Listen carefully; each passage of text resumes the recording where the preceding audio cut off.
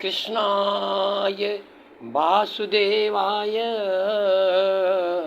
हरे परमात्मने प्रणतक्लेशनाशाय गोविन्दाय नमो नमः। गोविन्दाय नमो नमः। खाली मेरा स्मरण करने से ही सुख का अपने आप अनुभव होने लगता है। मेरा नाम लेते ही मैं अपने स्वरूप का दर्शन देने लगता हूँ। मैं अपनी ही कथा बता रहा हूँ जो मनुष्य के लिए है। मेरे मित्र मानव, मैंने ही तुमको तुम्हारे साथ खेलने का मेरे मन में आया कि मैं खेलूं किसके साथ, अकेला ही तो हूँ। वैसे तो मैं निष्काम कहा जाता हूँ, लेकिन काम ही मैं हूँ, इसीलिए कृष्ण हूँ। संसार की प्रत्येक वस्तु का निर्माण सिर्फ कामना से होता है। हम कोई भी चीज सोचते हैं या देखते हैं तो लालच हो जाती है, फिर होता है कि नहीं, ऐसा मेरे लिए भी चाहिए। लेकिन हम लोग दूसरे को देख करके ऐसा सोचते हैं। और कृष्ण क्या कहते हैं? मैं किसी दूसरे की सोची हुई या दूसरे के द्वारा किसी निर्मित वस्तु से मेरा कोई संबंध नहीं है। मैं अकेला हूँ। जब मेरे मन में मैं खुद काम पैदा करता हूँ, काम ही मेरा, संसार ही मेरी कामना है। मैं जब अनेक रूपों में अपने को देखना चाहता हूँ तो मैं कृष्ण बन जाता हूँ।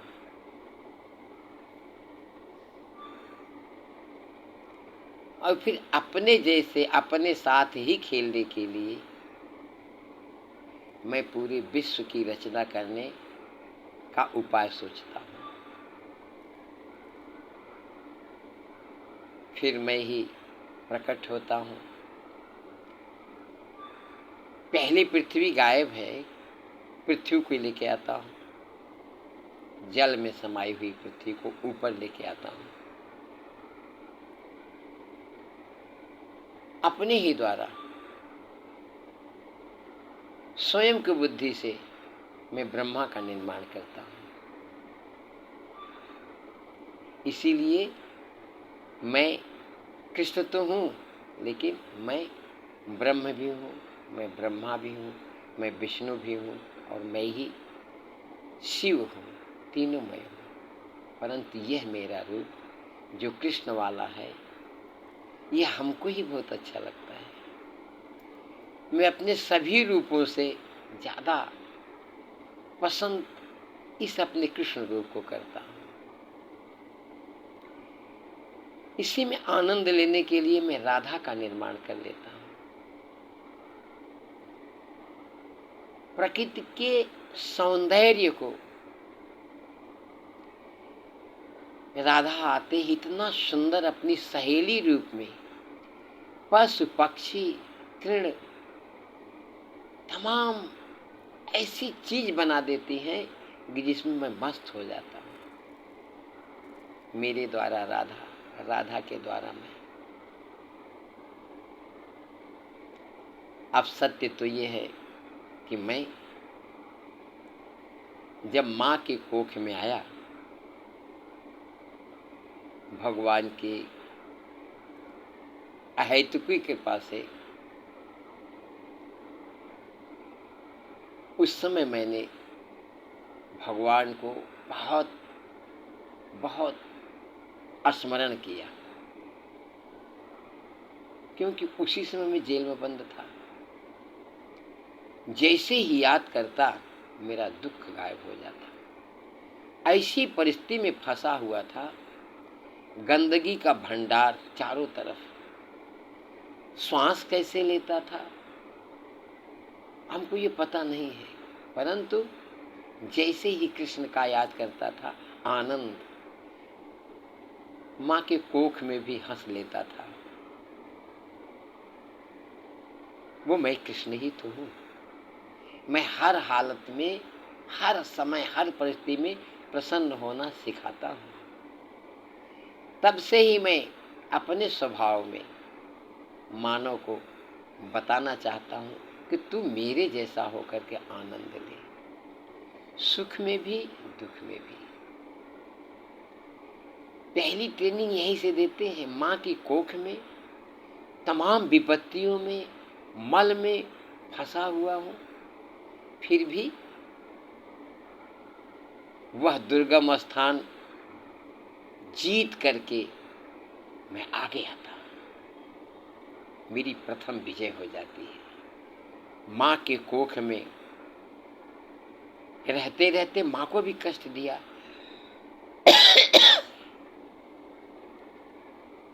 बाहर निकलता हूँ, पत्थर के बीच में भी मैं हूँ, पत्थर को कोमल करके बाहर निकल जाता हूँ। मैं ही तो विजय हूँ। मैं मनुष्य रूप हूँ। जितने भी शरीर का मैंने निर्माण किया,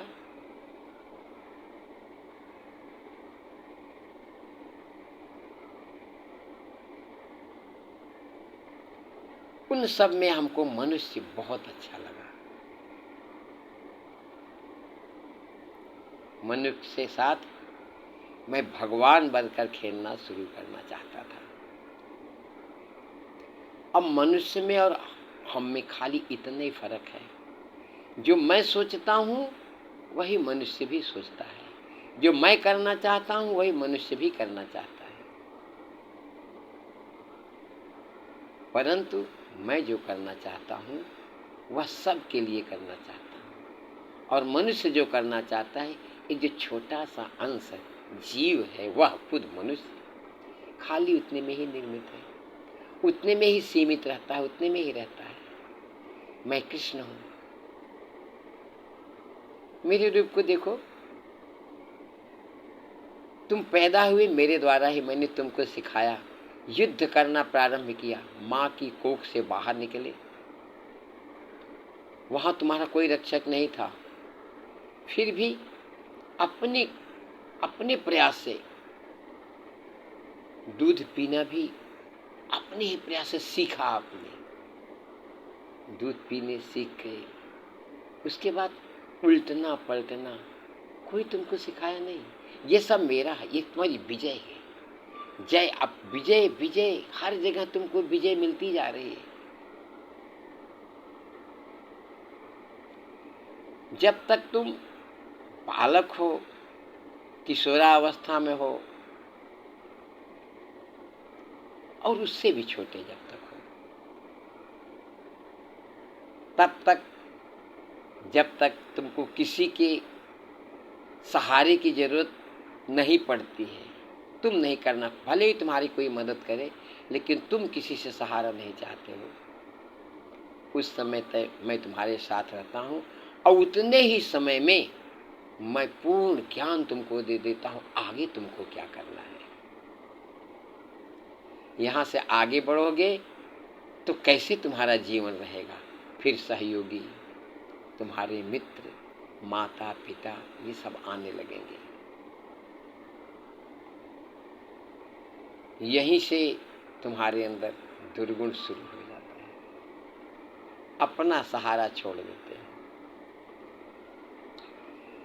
तुम ये सोचते हो तुमको कोई अच्छा कहे,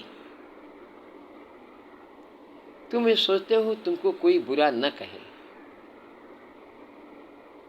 अपने कर्तव्य का ध्यान तो रखते नहीं, अपने पर भरोसा है नहीं, दूसरे के लिए अच्छा या बुरा कर्म करते हो। मैंने तुमको सिखाया कि अपने सहारे रहना सीखो, दूसरे की मदद जरा सा भी नहीं। दूसरा तुमको लाख बुरा कहे, तुमको लाख प्रशंसा करे तुम्हारी, तुम्हारे कर्तव्य में उससे कोई परिवर्तन नहीं आना चाहिए। तुम्हारे कर्तव्य में यदि दूसरे की प्रशंसा या दूसरे की निंदा करने से आया तो हमारा तुम्हारा संबंध वहीं से छूटने लगता है। फिर भी तुम मनुष्य हो, मेरे जैसे ही तुम्हारी शरीर है, इसलिए मैं बार बार, जो मेरी आदत को जान चुके हैं, जो हमेशा अकेला रहना सीख सके हैं, जिसको कहते हैं एकांत में रहने वाला है, समाज में दिखता है प्राणी वो मनुष्य संसार के जैसे ही, परंतु संसार के किसी भी सुख दुख से उसका मतलब नहीं रहता है। अपने कर्तव्य को पालन करता है और विजयी हो जाता है।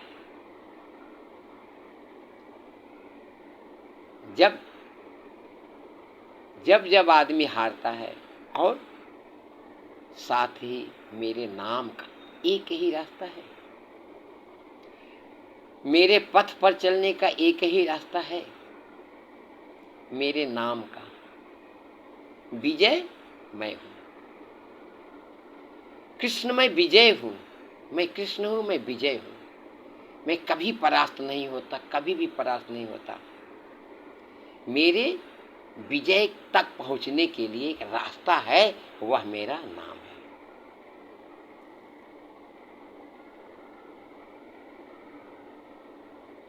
एकम शास्त्रम देवकी पुत्र गीतम, एको देव देवकी पुत्र एव, एको मंतस्य तस्य नामांजा, कर्मापेकम तस्य देवस्य सेवा। मेरे नाम का पथ रास्ता मिल रहा है, मेरे नाम का चल रहे हो, देखो फिर मेरी लीलाओं पर श्रवण करो कि मैंने क्या क्या लीला की। मैं जन्म ही लिया, तुम्हारी इंद्रियों को सोचो और बाहर की बात छोड़ दो। ये तुम्हारी शरीर ही एक पृथ्वी है जिसमें लगातार रोज दुख ही दुख तो हो रहा है। ये बड़े होने पर आप दुख का अनुभव कर रहे हो। कभी तुमको कोई गाली दे दिया, दुखी हो गए। कभी तुमको कोई प्रशंसा कर दिया, सुखी हो गए। कभी कुछ मिल गया, प्रसन्न हो गए। कभी कुछ गायब हो गया, दुखी हो गए। अरे पल भर में तुम रोज दुखी होते हो, रोज। कभी कभी सुख तो कम ही ले पाते हो, दुख हर पल हर पल, एक एक पल में तुमको दुख मिलता रहता है।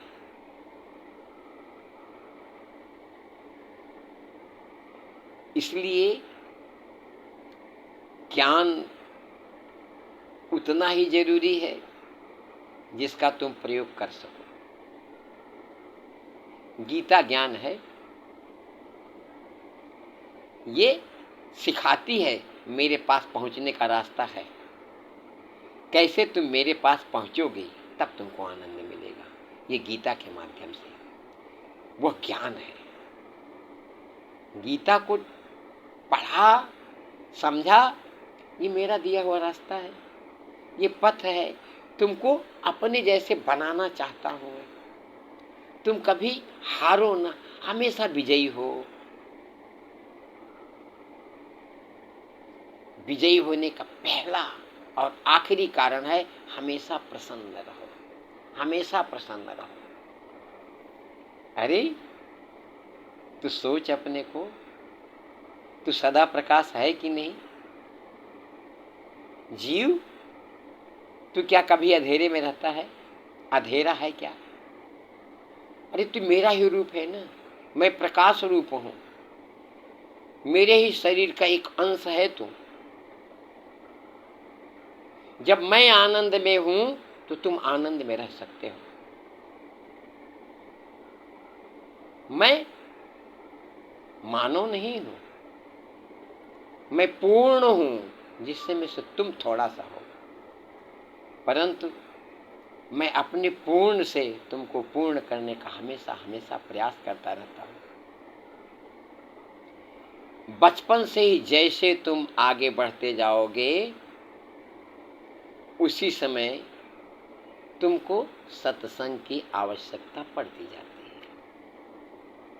माता पिता जैसे बोलते हैं वैसे ही बोलोगे। हिंदी बोलने वाला हिंदी, इंग्लिश बोलने वाला इंग्लिश, उर्दू बोलने वाला उर्दू। जो तुम्हारे माता पिता का व्यवहार है वही तुम्हारा व्यवहार होता जाता है। मैंने तो तुमको बहुत प्यार से बनाया कि संसार से अलग इसको ये जब जब मैं एक नया मानव निर्माण करता हूँ तो मैं सोचता हूँ इसको पूरा सुख दे दो,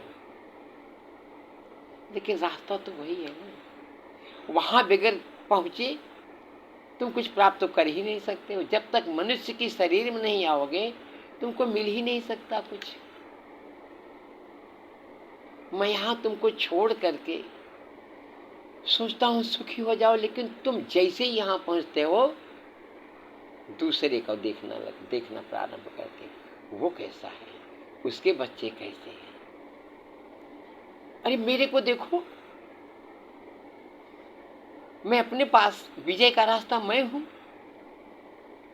मैं शास्त्रों में ऋषि मुनियों द्वारा और तुमसे जो बड़े हैं माता पिता गुरु हैं उनकी एक एक प्रमाण के साथ वो जो कहें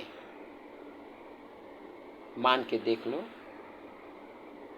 उनमें, लेकिन कठिन है। क्यों?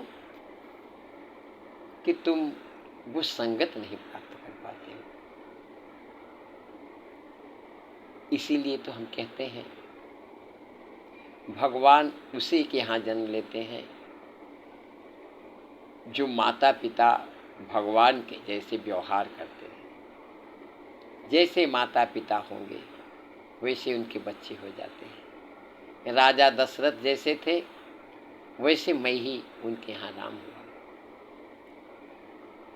वसुदेव जी के यहाँ मैं वैसे ही सत्य रूप। उन्होंने सारे अपने पुत्रों को कंस के हाथों में दिया, परंतु आनंद से रहे। वो मेरे ही रूप थे।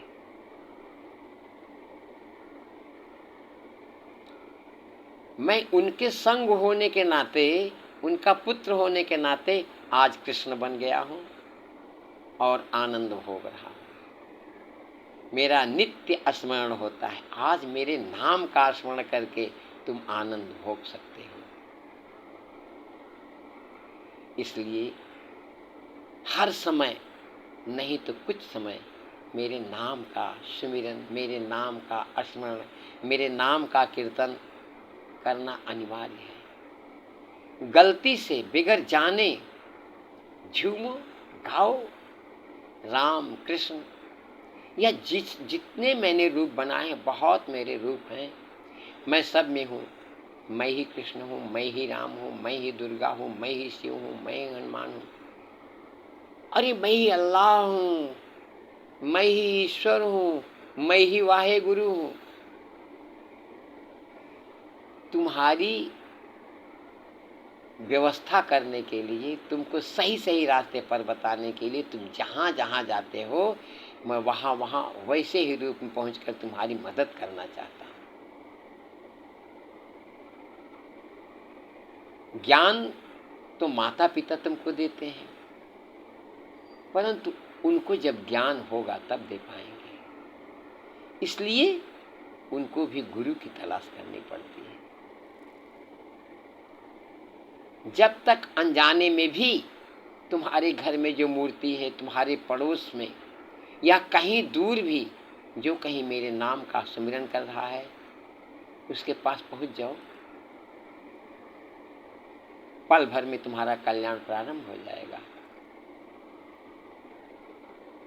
मैं कृष्ण हूँ। मैं तुमको एक रोज उपाय बताता हूँ। मेरे नाम का सुनने से तुम्हारा कितना कल्याण हो जाएगा। एक कथा है। एक कुल में सब के सब चोर थे, सब के सब चोर थे। उनका वही व्यापार था, वही बिजनेस करते थे। दिन भर चोरी के बारे में प्लान बनाते थे, कहाँ सोचा जाए, कैसे चोरी की जाए, क्या क्या गणित रोज लगाते रहते थे, और शाम को पहुंच करके सब कुछ चोरी किया करते थे। बड़े भयानक चोर थे, ऐसे चोर थे कि उनको कोई पकड़ ही नहीं पाता था। बड़ी बड़ी संपत्तियां चुरा करके रख लेते थे, लेकिन चोरी का धन है, उन लोगों को सुख नहीं मिलता था। चुरा के लाते थे, मारे डर के उसका प्रयोग ही नहीं कर पाते। चूहा क्या करता है, अन्न चोरी कर लेता है और उसको बिल में रख देता है, खा ही नहीं पाता, भूल जाता है कहाँ रखा है। ऐसे चोर भी चोरी कर लेता है, मारे डर के कहाँ रख देता है उसको पता ही नहीं है, उसका दोबारा उपयोग ही नहीं कर पाता है, दुखी का दुखी ही रहता है। हजारों सोना, हजारों संपत्ति रख करके भी दुखी रहता है। ऐसे वो खानदान था का पूरा। अरे वो खानदान कोई और नहीं है, ध्यान से सोचोगे तो कौन परिवार है वो? क्या तुम्हारा उससे संबंध नहीं है? जो दूसरे की हिस्से की चीज अपने हिस्से में लेने का प्रयास करता रहता है। तुम 3 भाई हो तो तीनों में 3 हक बराबर है, लेकिन कोई जो उसमें से अकेला खाना चाहता है वह चोरी शुरू कर देता है। पहले छीना झपटी करता है, शक्ति लगाता है, जब उसमें फेल होता है तो चोरी करना शुरू कर देता है। ये कोई अलग चोर है क्या जिसकी कहानी हम बता रहे हैं? ऐसे चोरों में क्या तुम नहीं आते हो? तो ये मैं तो तुम्हारे लिए कह रहा हूं। अपने हिस्से की चीज को छोड़कर दूसरे की हिस्से को मन में सोचना भी चोर हो जाएगा, और तुम पतित होकर ऐसे चले जाओगे कि ऊपर जाने की तो बात, मेरे पास पहुंचने की तो बात ही छोड़ दो, पृथ्वी पर भी तुमको कोई सुख कहीं से प्राप्त ही नहीं हो पाएगा।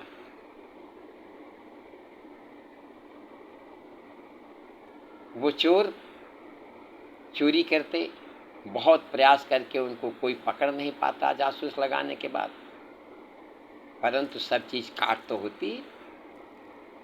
विज्ञान के पास बहुत चीजें ऐसे हैं, वैज्ञानिकों द्वारा पता चला लिया लोगों ने कि चोर कौन हो सकता है। खोजते खोजते लोग वहां तक पहुंच गए, ऋषि मुनि जिसको कहते हैं, वहां तक पहुंच गए। ये चोर कौन है, कौन चोरी करता है, ये इसका जीवन कैसे सुखी हो, ये तो बहुत दुखी है। पहुंच जाते हैं उसके पास, पहले उसको प्रयास करके समझाते हैं कि तुम अपने जीवन को क्यों व्यर्थ बना रहे हो, सुखी जीवन क्यों नहीं जीना चाहते हो? अरे मेहनत करो, तुमको भगवान ने सारी चीज दे दी है, बुद्धि दे दिया है, शक्ति दे दिया है, साधन दे दिया है, शरीर इतनी बड़ी, इससे द्वारा तुम सब कुछ प्राप्त करो।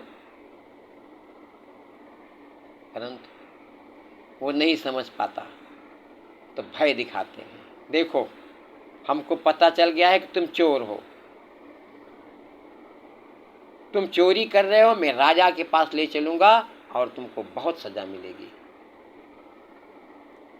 परंतु चोर अपनी चालाकी में ज्यादा रहता है, वो सोचता है हमको कोई पकड़ ही नहीं पाएगा। अरे यही नहीं देखते कितने करोड़ों के रुपए पैसे आज पुरानी नोटें निकल रही हैं, कहाँ चोरी करके रखोगे? अब ये चोर की ऐसी संपत्ति, कितने अरबों खरबों की संपत्ति थी, उसका प्रयोग नहीं कर पा रहा था वो चोर। तो उसके 4 बच्चे थे। एक बच्चा अपने परिवार में सब लोगों से, भगवान की इतने स्वभाव की बात है, ये अपने पूर्व जन्म की बात है, उस स्वभाव से ही थोड़ा अलग था। परिवार में था तो उनके साथ तो कर्म करता ही था, परंतु स्वभाव के कारण उसकी इच्छा ये होती थी कि बहुत लोग सुखी भी दिखाई दे रहे हैं। मेरे माता पिता तो बहुत दिन भर प्लान बनाते हैं, रात में सोते ही नहीं, फिर थक जाते हैं, भोजन भी नहीं कर पाते हैं, और कोई कोई देख रहा हूँ दिन भर आराम से अपना काम कर रहे हैं, रात में खा के सो रहे हैं। हम लोगों का जीवन क्या है? ये उपाय कैसे समझूं, कुछ प्रयास करूं, ये लोग कैसे सुखी, उसके मन में आता है। ये भगवान की कृपा है। कहते हैं ये मेरी कृपा है। मैं तो सबके साथ हूं, लेकिन जब कृपा करता हूं तो मैं उसको संत से मुलाकात करा देता हूं। संत यही है दवा। संत के माध्यम से हम पहुंच जाते हैं। भगवान हैं, लेकिन भगवान को जानते नहीं बगैर संत के। संत का मतलब ही होता है जिसको संतोष करने की अपरंपार शक्ति है, धीरज और धैर्य जिसका कभी समाप्ति ही नहीं होता, वही संत है। उसको सुख की इच्छा होती ही नहीं, जानता है मैं ईश्वर अंश हूं, मैं तो हमेशा सुखी हूं।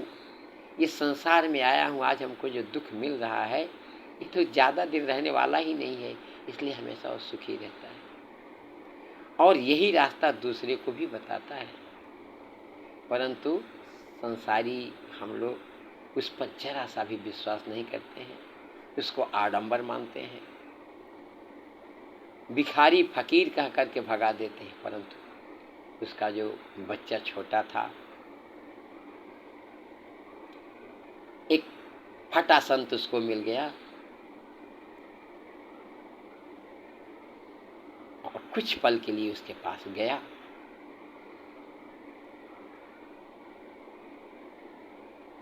तब तक उसके पिता, भाई और माँ बाहर निकले। बोले अरे बच्चा है, इसको जल्दी अंदर दो, नहीं तो ये कुछ किसी से बता देगा।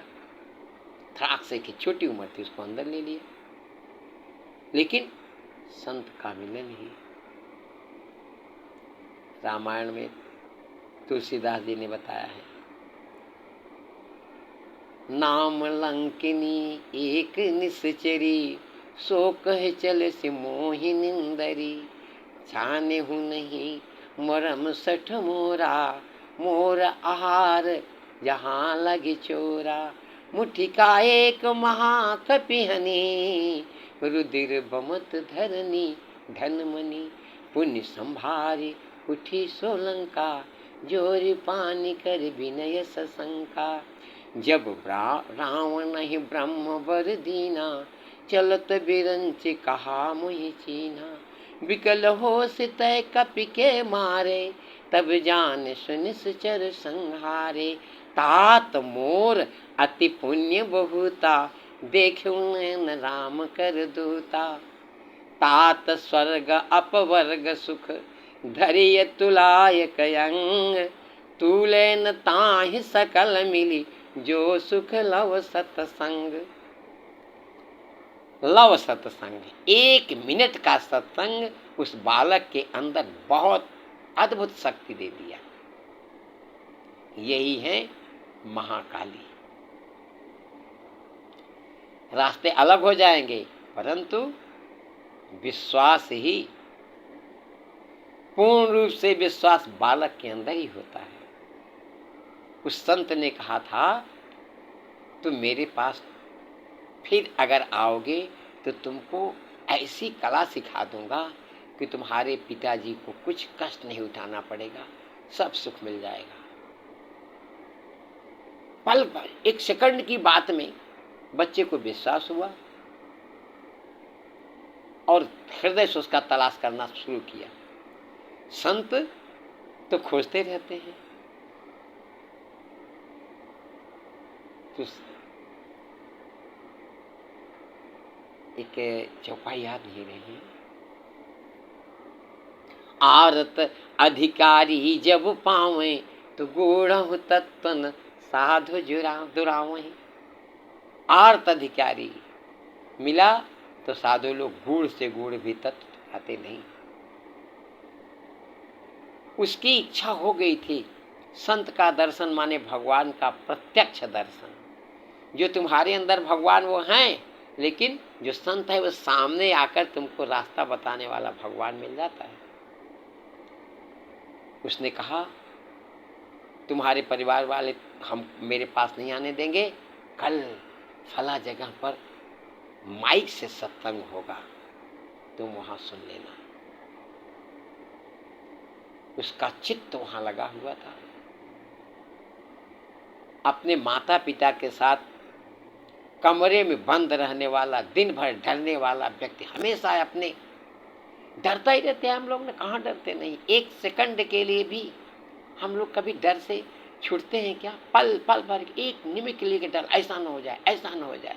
हम लोग चोर हैं, इसलिए अपने को बंद रखते हैं। चोरी यही तो है, और चारों तरफ से बंद रखे। परंतु भगवान की जब कृपा होती है, किसी का कल्याण करना चाहते हैं तो किसी का क्या, हर मानव का कल्याण करने का प्रयास करते हैं प्रभु। परंतु उसमें से कुछ ही ऐसे होते हैं जो अपने धर्म पर, अपनी कुल परंपरा पर, अपने माता पिता पर विश्वास कर लेते हैं और उनके बताए हुए रास्ते पर चलना प्रारंभ कर देते हैं। माता पिता ही तुम्हारे बीच के माता पिता नहीं है जो तुमको चोरी छिपा रहे हैं, सिखा रहे हैं। इनकी पहली अपने पूर्वजों को देख लो। इसीलिए रामचंद्र जी को रघुकुल कहा गया, दशरथ का नाम नहीं आया। मेरे पिताजी वो कहते थे, हमको कहते थे मैं शंकर हूँ, मेरे पिताजी ये थे, उनके पिताजी और विद्वान थे, और तू सूर को क्रूर हो गया, संसार में फंस रहा है, ऐसे डांटते थे। वह संयोग से कान लगाए हुए था श्रवण करने के लिए। निश्चित भगवान की माया हर जगह, हर शब्द हर जगह पहुंचता है। जो आज के वैज्ञानिक कह रहे हैं शब्द उड़ता रहता है, हटता नहीं। वो शब्द भगवान का शब्द स्वरूप है। शब्द ही माँ है, शब्द ही ब्रह्म है। प्राणियों में शब्द श्वास के रूप में भी आ जाता है। हम श्वास लेते हैं, उसमें भी हमको ज्ञान मिल जाता है।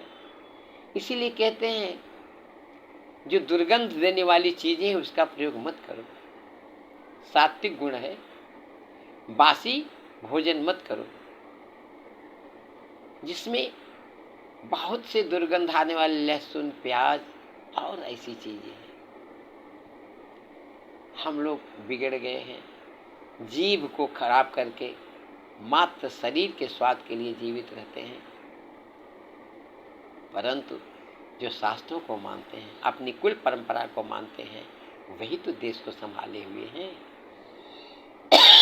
अपने नियम से चलते हुए। तो भगवान की कृपा से, संत की कृपा से उसको राम शब्द का सुनाई दिया, चित्त लगा दिया। तो वहां सत्संग में हो रहा था, मनुष्यों की शरीर होती है, इसकी साया होती, जिसको हम परछाई कहते हैं, लेकिन देवताओं की परछाई नहीं होती। देवता का सूक्ष्म शरीर रहता है। यह उसके कान में पड़ी हुई थी बात। तब तक उसके पिताजी को लगा, अरे यह तो अपना धर्म ही छोड़ देगा। खींच लिया अंदर, उसके कान को बंद कर दिया, अपने काम में लगे हुए। उस दिन जो संत लोग उनके यहाँ आए थे, बहुत दंड बहुत डराए, बहुत धमकाए कि मान ले कि हाँ मैंने चोरी किया है, लेकिन वो लोग तटस्थ थे, बताए नहीं, पक्के चोर थे। और जब रात हुई तो चोर लोग महाकाली की पूजा करते हैं। महाकाली समय है प्रत्येक व्यक्ति के लिए, हर समय वो उसकी रक्षा करने के लिए आ जाते हैं। उनके स्वरूप ही ऐसे हैं, जिस भाव से वो उनका ध्यान करता है वहां पहुंच जाती है। तो वैज्ञानिकों को पता रहता है कि चोर जो होते हैं वो महाकाली की पूजा करते हैं। क्यों? कि अंधेरा होता है रात में, उनके समझ में आता है कि मेरी रक्षा की अंधेरा ही है, यही महाकाली है। इसीलिए अच्छा, शास्त्रों से है भी ऐसा प्रमाण कि महाकाली एकदम काली है, शरीर उनका अंधेरे जैसा ही है। इसलिए परंपरा के हिसाब से चोरी करने वाले अपने घर में महाकाली की पूजा करते हैं, ऐसा मैंने सुना है। चोर लोग महाकाली की पूजा करते हैं। चोर महाकाली में ऐसी शक्ति है, जैसा तुम चाहो वैसा वो कर सकती हैं। तुम्हारे मन के हिसाब से महाकाली चलती हैं। इसका प्रमाण कभी बताएंगे हम। तो उन संत महात्माओं ने सोचा इसका तो किसी तरह से उद्धार करना है, चलो हम लोग जानते हैं। फिर गए, बोले देखो तुम चोरी किए हो, हमको पता चल गया है। मैं तुम्हारी महाकाली महाकाली हमको सदेशा दी है कि तुम चोर हो, लेकिन नहीं पिघला। रात में उसी में से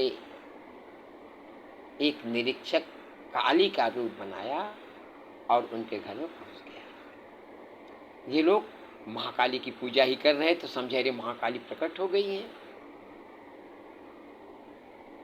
जैसे ही वो कहना चाहता है कि मैया आज आपके कृपा से मैंने इतना धन कमाया, इतना राजा के पास गया, वैसे ही उसका पुत्र बोल उठता है, सावधान पिताजी,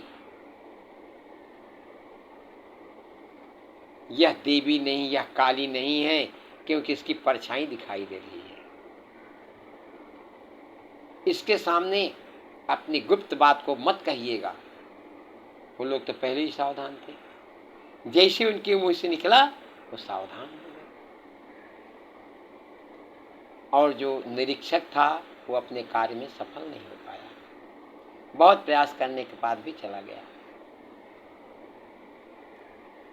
उसके जाने के बाद तब वो लोग खुश हो गए, आज तो हम लोग बहुत बुरी तरह से फंस गए, अगर आज ये बच्चा नहीं होता तो हमारी क्या हालत होती।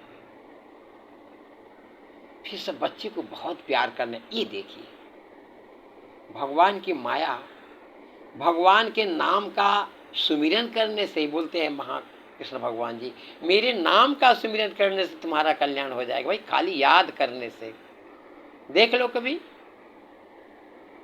कृष्ण कह के देख लो, आनंद मिल जाता है कि नहीं मिल जाता है। और यहाँ कृष्ण कहने से उसको आनंद मिल गया और उनका परिवार बच गया। तब उससे बेटा तुमको कैसे पता चला कि देवताओं को परछाई नहीं होती? बोलता पिताजी मारोगे तो नहीं? बोला नहीं नहीं, बताओ बताओ। कल बोले वो साधु आए थे ना, उन्होंने हमसे बताया था कि फला जगह सत्संग होगा माइक के द्वारा, उसको तुम सुनोगे, तुम्हारे पूरे परिवार में हर प्रकार का सुख पहुंच जाएगा। तुम्हारे माता पिताजी जो दिन रात घबराए रहते हैं, छुपे रहते हैं, डरे रहते हैं, ये सब खुल करके आनंद से जिएंगे और सारी पृथ्वी का सुख भोगेंगे। मुझको बहुत अच्छा लगा। तो मैं उसको ध्यान लगा तो उन्होंने कहा, उसमें से एक बात मेरे पास आई थी कि देवताओं को परछाई नहीं होती, मनुष्य की शरीर की परछाई होती, देवताओं का सूक्ष्म शरीर होता है। इसके लिए मैंने बताया। देखो, एक बच्चा अगर अपने घर में अच्छा, तो पूरे परिवार को सुधार देगा। इसलिए माता पिता का धर्म होता है कि बच्चे को संसार में न फंसाए, सांसारिक सुख के लिए ही खाली उसको शिक्षा न दे, वो आध्यात्मिक सुख की शिक्षा दे, जिसकी शिक्षा से उसके जीवन में हमेशा हमेशा का सुख मिल जाता है। तो भगवान, उसका पूरा परिवार सत्संग में पहुंचने लगा रोज, और फिर प्रतिज्ञा कर लिया कि अब हम लोग दूसरे की रखी हुई चीज़ नहीं खाएंगे, दूसरे का धन नहीं चुराएंगे, मेहनत करेंगे। मेहनत करना सीख लिया उन लोगों ने। आज मेहनत यही है, शरीर से जो आपको कर्म मिला है उसमें कभी भी खुटाई नहीं करना। जो तुमको शरीर निर्वाह करने के लिए कम मिला है, ब्राह्मण क्षत्रिय वैश्य शूद्र, जिसका जिसका जो कर्म है, अपने कर्म में लगे रहो और मेरा नाम लेते रहो।